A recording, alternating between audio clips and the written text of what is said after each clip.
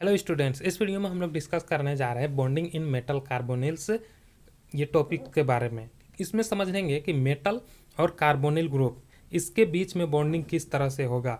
ठीक है, मेटल है और इसके लगा हुआ है कार्बोनिल। अब ये किस तरह से बॉन्ड एक दूसरे से बॉन्ड का फॉर्मेशन करेंगे। ठीक है, तो उसी को हम लोग को समझना है। अब इसको समझने के लिए हम लोग तीन चीज़ को बेसिक कंसीडर करेंगे और वो है वैलेंस बॉन्ड थ्योरी, एक है मोलिकुलर ऑर्बिटल थ्योरी एमओटी यानी मोलिकुलर ऑर्बिटल थ्योरी। ठीक है, और एक होता है सिनर्जिक इफेक्ट या तो फिर इसको बोलते हैं सिनर्जिक बॉन्डिंग। ठीक है, दोनों नाम होता है। हम लोग देखेंगे वैलेंस बॉन्ड थ्योरी क्या एक्सप्लेन करता है मेटल और कार्बोनिल के बीच में बॉन्डिंग के, और एक देखेंगे हम लोग मोलिकुलर ऑर्बिटल थ्योरी क्या बोलता है मेटल और कार्बोनिल कंपाउंड के बीच में बॉन्डिंग का, और सिनर्जिक इफेक्ट क्या होता है या सिनर्जिक बॉन्डिंग क्या होता है मेटल और कार्बोनिल के बीच में। ठीक है, इन तीनों को हम लोग जब समझेंगे अच्छा से तो हम लोग को समझ में आ जाएगा बॉन्डिंग कैसे होता है मेटल कार्बोनिल में। ठीक है, तो हम लोग पहले स्टार्ट करते हैं वैलेंस बॉन्ड थ्योरी से। बॉन्डिंग इन मेटल कार्बोनिल्स में पहले हम लोग देखेंगे कि वैलेंस बॉन्ड थ्योरी क्या कहता है मेटल और कार्बोनिल्स के बीच में बॉन्डिंग के बारे में।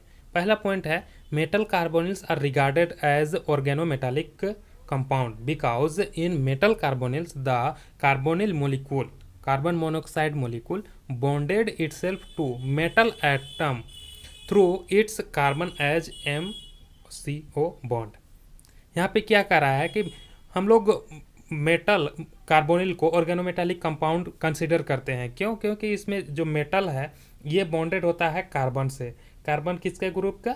ये कार्बोनिल मोलिक्यूल के कार्बन से मेटल बॉन्डेड होता है, इसलिए इसको ऑर्गेनोमेटालिक कंपाउंड में कंसीडर करते हैं। ठीक है, अब यहाँ पे दूसरा पॉइंट हम लोग देखेंगे carbonyl molecule has loan pair of electron on both the carbon and oxygen atom. यानी कार्बोनिल ग्रुप में किस तरह से बॉन्डिंग होता है कार्बन और ऑक्सीजन के बीच में। पहले हम लोग बनाते हैं ये कार्बन और उसके बाद ऑक्सीजन, इन दोनों के बीच में क्या होगा? डबल बॉन्ड होगा। ठीक है, क्योंकि ऑक्सीजन यहाँ पे दो बॉन्ड बनाया, ऑक्सीजन पे अब है दो लोन पेयर। ठीक है, एक ये लोन पेयर एक ये लोन पेयर, और कार्बन के पास है एक लोन पेयर। यहाँ पे देखेंगे ऑक्सीजन तो सेटिस्फाई है, दो ही बॉन्ड बनाता है, इसका वैलेंसी 2 होता है। लेकिन एक यहाँ पे कार्बन देखेंगे, कार्बन 4 वैलेंसी होता है, मतलब टेट्रा वैलेंसी शो करता है, इसको 4 बॉन्ड बनाना है। अब इसके लिए क्या करेगा ऑक्सीजन, यहाँ पे जो इसका जो लोन पेयर है इसको ये डोनेट करेगा। ठीक है, और इस तरह से एक कोऑर्डिनेट बॉन्ड बनेगा। 2 बनता है कोवेलेंट बॉन्ड और एक कोऑर्डिनेट बॉन्ड कार्बन और ऑक्सीजन के बीच में। अब यहाँ पे देखिए कार्बन भी सेटिस्फाई हो गया और ऑक्सीजन भी सेटिस्फाई हो गया, लेकिन यहाँ पे कार्बन पे जो 2 इलेक्ट्रॉन है इसी से ये बॉन्ड बनाता है मेटल से, और यहाँ पे ऑक्सीजन पे भी है एक लोन पेयर। ठीक है, तो उसी को बोल रहा है carbonyl group has a loan pair of electron on both carbon and oxygen atom. इसके पास भी लोन पेयर, इसके पास भी लोन पेयर होता है। अब नेक्स्ट पॉइंट, तीसरा पॉइंट हम लोग देखेंगे तो valence bond theory explain the bonding in metal carbonyls in terms of resonance. Resonance के टर्म्स में वैलेंस बॉन्ड थ्योरी एक्सप्लेन करता है बॉन्डिंग को। ठीक है, अगर हम बॉन्डिंग एक्सप्लेन करेंगे मेटल कार्बोनिल के बीच में तो ये एक्सप्लेन करेगा रेजोनेंस के तहत वैलेंस बॉन्ड थ्योरी।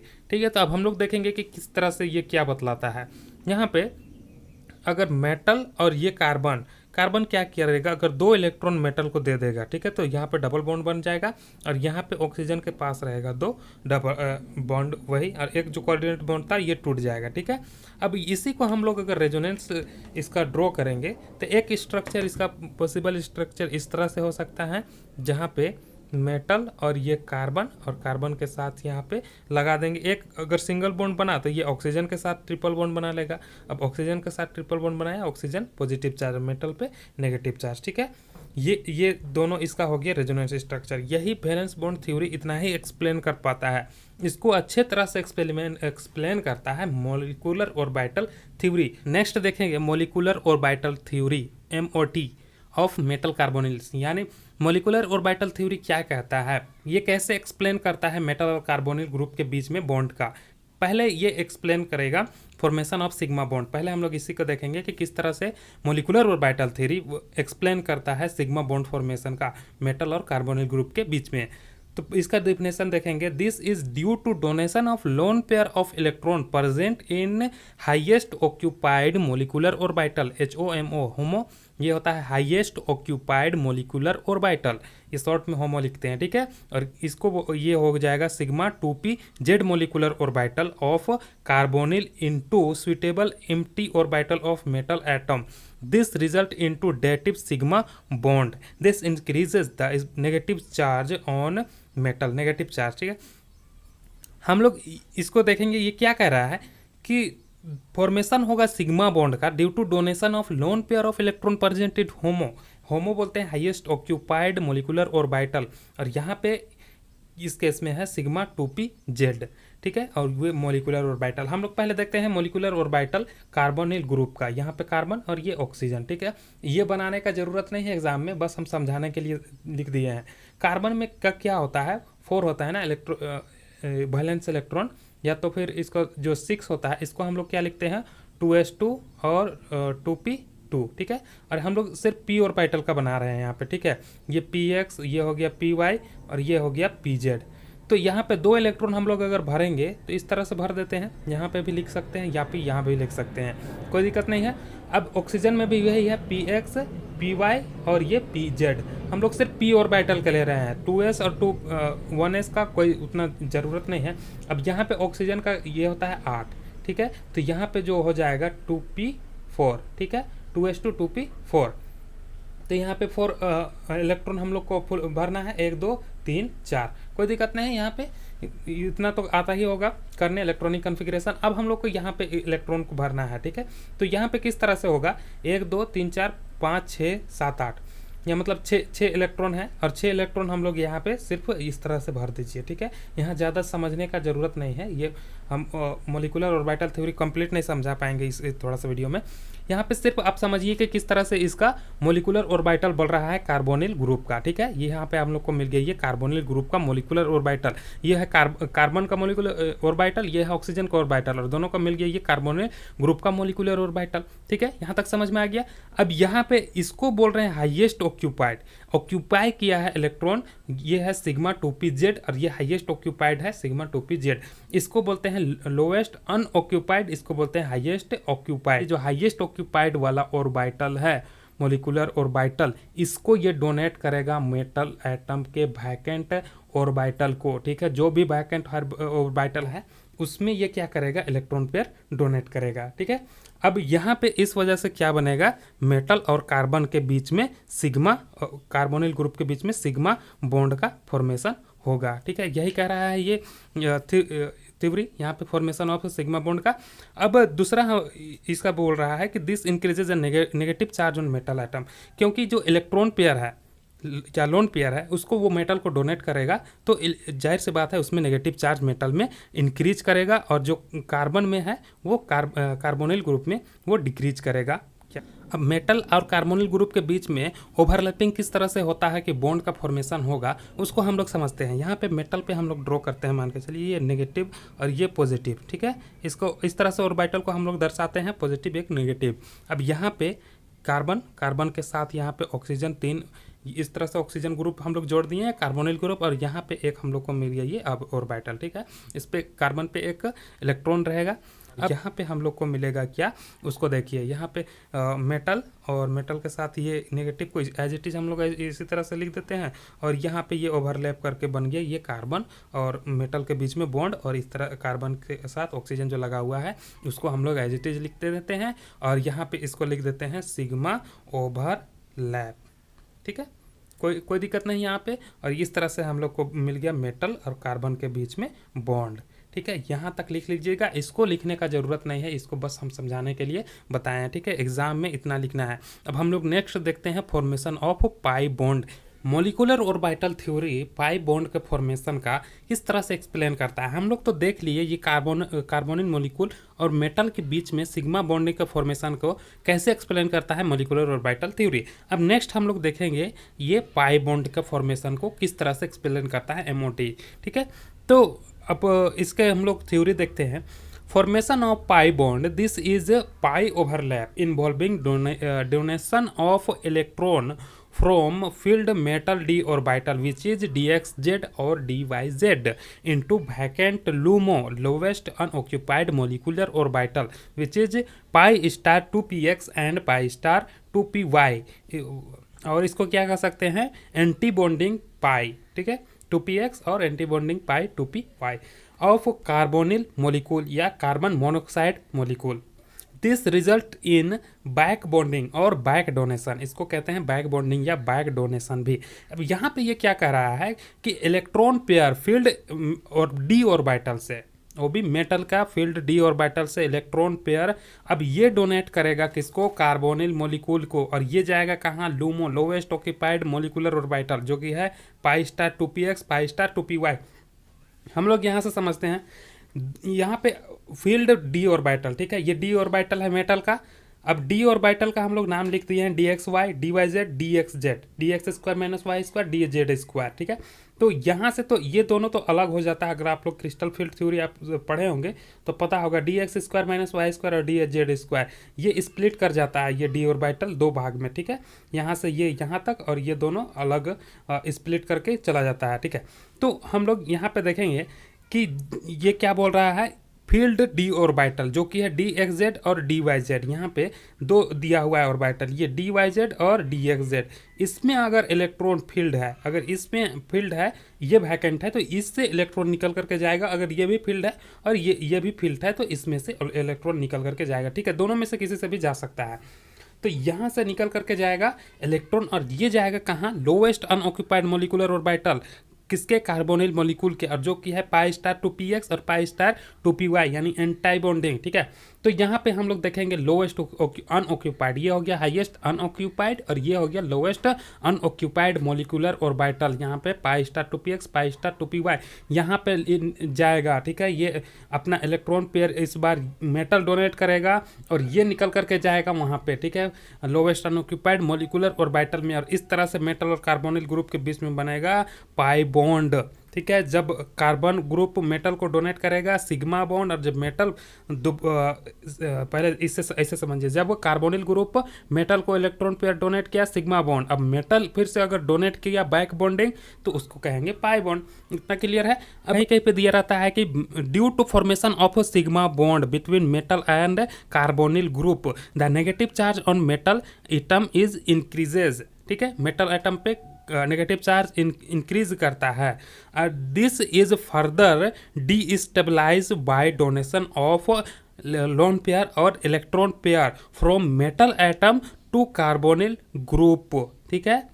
जैसे ही सिग्मा बॉन्ड बनता है मेटल पे नेगेटिव चार्ज इंक्रीज करता है और कार्बोनिल पे पॉजिटिव चार्ज इंक्रीज करता है, मेटल पे नेगेटिव चार्ज इंक्रीज करता है, और ये फिर से डिस्टेबलाइज होता है या तो फिर ये न्यूट्रलाइज होता है जब मेटल अपना लोन पेयर इसको कार्बोनिल ग्रुप को देता है, ठीक है। कहीं कहीं पे इस तरह से भी बुक में लिखा होता है।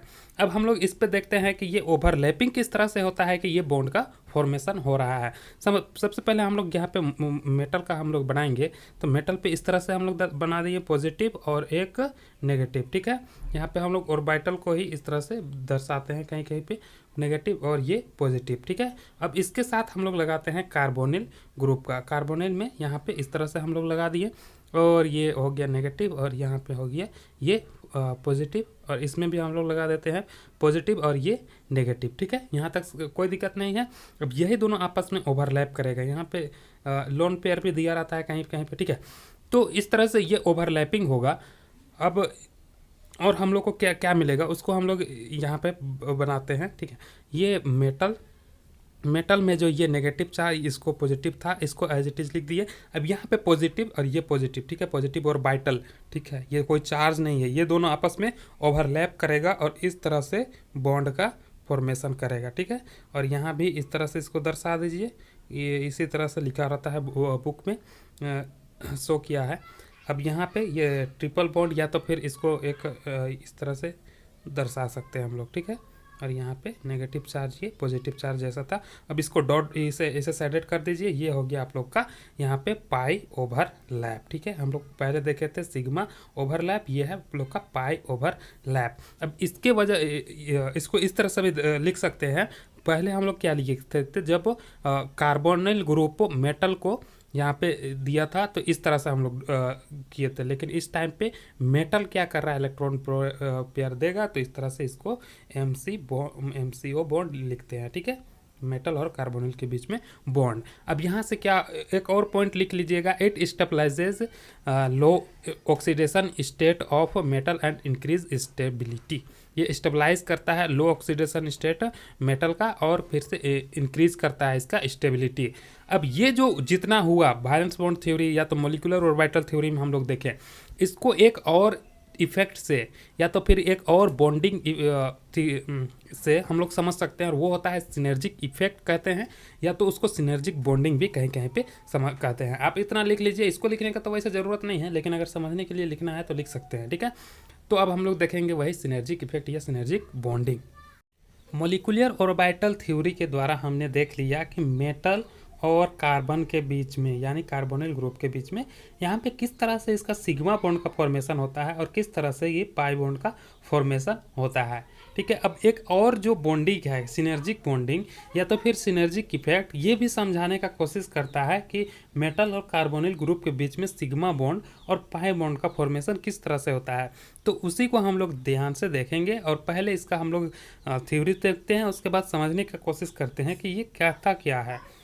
The donation of electron to metal during the formation of a sigma bond decreases the electron density on carbon, making it a better acceptor.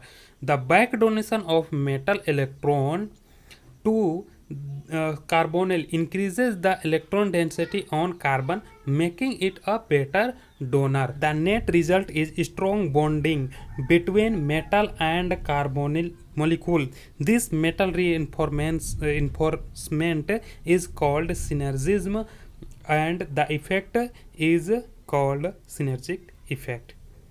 यहाँ पे क्या हो रहा है उसको समझिए।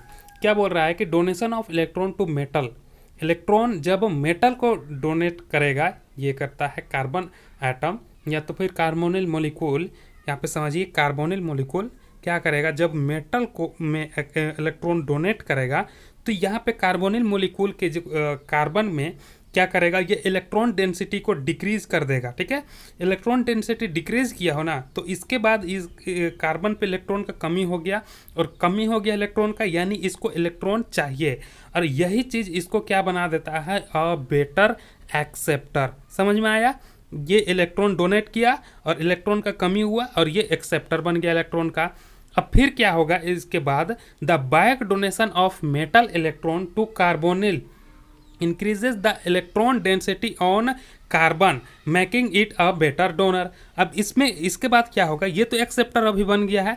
अब इसके बाद जैसे पढ़े ना पाई बॉन्ड में क्या होता है, मेटल क्या करता है, इलेक्ट्रॉन फिर डोनेट करता है यहाँ पे कार्बोनिल ग्रुप को, ठीक है। अब इसके वजह से यहाँ पे क्या होगा, इलेक्ट्रॉन डेंसिटी इस बार इंक्रीज कर जाएगा, ठीक है, और जो कि इसको बना देगा इस बार बेटर डोनर, ठीक है। एक बार बना बेटर एक्सेप्टर और एक बार बना बेटर डोनर, और कुल मिला के इस चीज़ से ये चीज़ हो रहा है, ये फ़ायदा हो रहा है कि इन दोनों के बीच में जो बॉन्ड है, मेटल और कार्बन के बीच में जो बॉन्ड है वो बहुत ज़्यादा मजबूत हो जाता है, ठीक है। क्यों हो रहा है समझ में आ गया। एक बार तो कार्बोनिल इसमें इलेक्ट्रॉन का कमी हो रहा है, जिस वजह से ये इलेक्ट्रॉन को बहुत अच्छा से एक्सेप्ट कर रहा है, और जब मेटल इसको दे दिया तो इलेक्ट्रॉन इसमें ज़्यादा हो गया, ठीक है, इलेक्ट्रॉन डेंसिटी इंक्रीज हो गया, तो मेटल इस ज़्यादा अच्छा से डोनेट कर सकता है। यही सब की वजह से इस मेटल और कार्बोनिल ग्रुप के बीच में जो बॉन्ड है वो बहुत ज़्यादा स्ट्रोंग हो जाता है। यही मेटल रीइंफोर्समेंट को हम लोग कहते हैं सिनर्जिज्म, ठीक है, ये सिनर्जिज्म कहलाता है, और इसी इफेक्ट को कहते हैं सिनर्जिक इफेक्ट, और इसी बॉन्डिंग को कहते हैं हम लोग सिनर्जिक बॉन्डिंग। चलिए इसमें समझते हैं कि कैसे होता है। यहाँ पे देखिए कार्बन पे जो होमो पढ़े हाईएस्ट ऑक्यूपाइड मॉलिक्यूलर ऑर्बिटल, उसमें क्या है, इलेक्ट्रॉन पेयर है। इलेक्ट्रॉन पेयर जब ये डोनेट किया, ठीक है, तो यहाँ से किस चीज़ का फॉर्मेशन होगा, सिग्मा बॉन्ड का फॉर्मेशन होगा। अब सिग्मा बॉन्ड का फॉर्मेशन हुआ तो इस वजह से कार्बन पे क्या हो गया, अभी इलेक्ट्रॉन डेंसिटी डिक्रीज कर गया। अब इसको इलेक्ट्रॉन चाहिए, अब इलेक्ट्रॉन इसको देगा कौन, यहाँ पे अगर मान के चलिए है इलेक्ट्रॉन, दो इलेक्ट्रॉन, ठीक है, डी ऑर्बिटल में हम लोग पढ़े थे ना, डी एक्स जेड और डी वाई जेड में जब इलेक्ट्रॉन है तो वो क्या कर सकता है, इलेक्ट्रॉन ये डोनेट कर सकता है, और डोनेट करेगा lowest unoccupied molecular orbital of carbonyl molecule, ठीक है। तो यहाँ पे ये इसको डोनेट करेगा, इतना समझ में आ गया। अब इस वजह से बन जाएगा इसमें पाई बॉन्ड, ठीक है। और यहाँ पे हम लोग इस तरह से भी दर्शाते हैं, ये इस वजह से ये दोनों के बीच में ओवरलैप करके पाई बॉन्ड का फॉर्मेशन होगा, ठीक है। और इसी वजह से क्या होता है, इनके बीच में जो बॉन्ड है वो बहुत ज़्यादा स्ट्रॉन्ग हो जाता है। इस पाई बॉन्ड को हम लोग ही कहते हैं क्या, बैक बॉन्डिंग या बैक डोनेशन। उम्मीद है कि ये पूरी तरह से समझ में आया होगा बॉन्डिंग किस तरह से होता है मेटल कार्बोनिल के बीच में। तो मिलते हैं हम लोग ऐसे ही किसी नेक्स्ट वीडियो में। आप लोग इसको पूरा उतार लीजिए, तब तक के लिए टाटा बाय बाय।